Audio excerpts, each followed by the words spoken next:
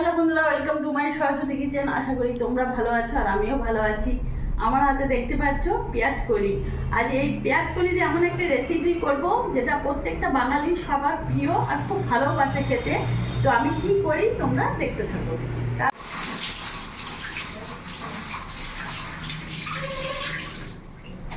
পেঁয়াজ কলিটা ভালো করে কেটে ধুয়ে নিয়েছি।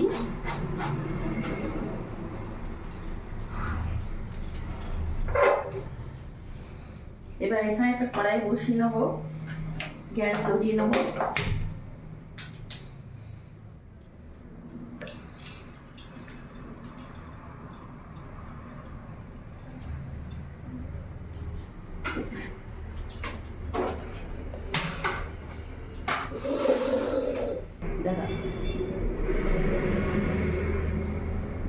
কড়াই গরম হয়ে গেছে, আমি এখানে রিফাইন অয়েল দিয়ে দিলাম।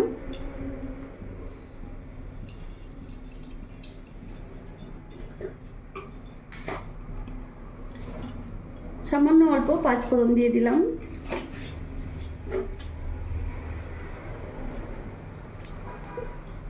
একটা শুকনো লঙ্কা দিয়ে দিলাম।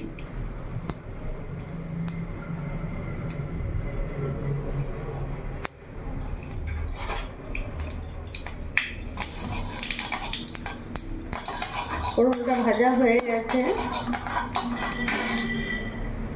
কেটে রাখা পেঁয়াজ কলিটা পুরোটা দিয়ে দেবো।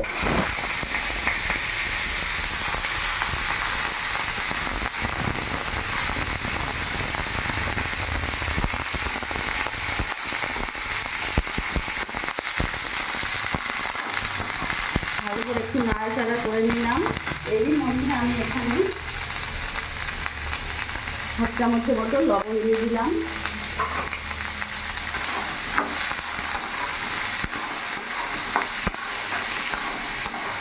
এবার গ্যাসের ফ্লেমটাকে আমি একটু সিম আঁচ করে ঢাকা দিয়ে দেবো। এখানে ঢাকা দেওয়া আছে, ততক্ষণে আমি এখানে পোস্ত আর কাঁচা লঙ্কা বেটে নেব।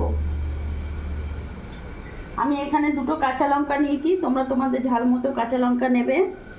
তো বন্ধুরা, তোমরা হয়তো দেখে এখন হয়তো বুঝতে পারছো আমি কি রেসিপি বানাচ্ছি। ভালো করে মিহি করে বেটে নেব।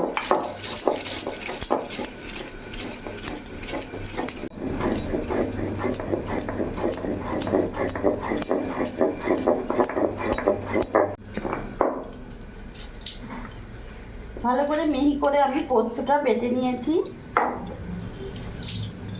নামিয়ে ফেলবো।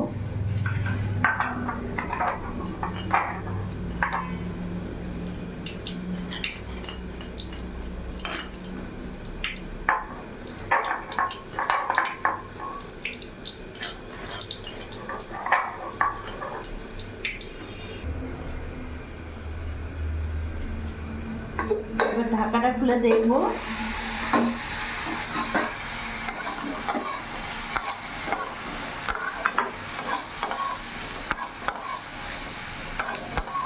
পেঁয়াজ কলিটা একেবারে সেদ্ধ হয়ে গেছে।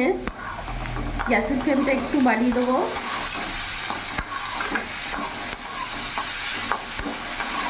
একটু নাড়াচাড়া করে নিলাম।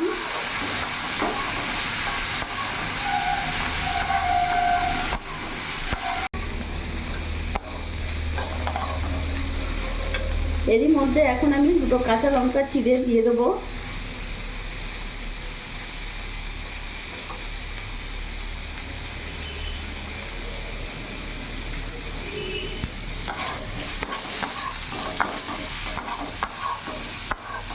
ভালো করে নাড়াচাড়া করে নিলাম। আর এখানে দেখলে আমি কোনো রকম হলুদ বা কোনো লঙ্কা গুঁড়ো অ্যাড করিনি। এবার পোস্ত বাটা আমি দিয়ে দিলাম।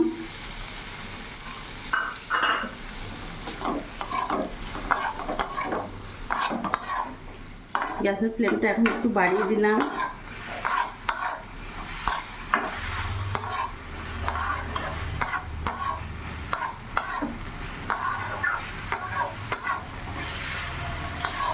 একটু ভালো করে নাড়াচাড়া করে নেব।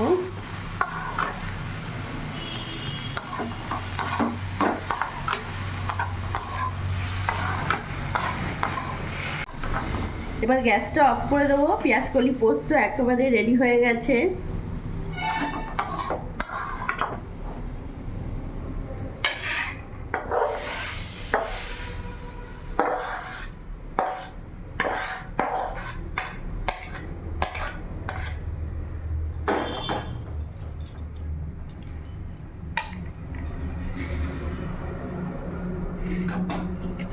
তো বন্ধুরা দেখলে কিভাবে আমি পেঁয়াজ কলি পোস্ত করলাম খুব সহজভাবে, আর প্রত্যেকটা বাঙালির খুব প্রিয়।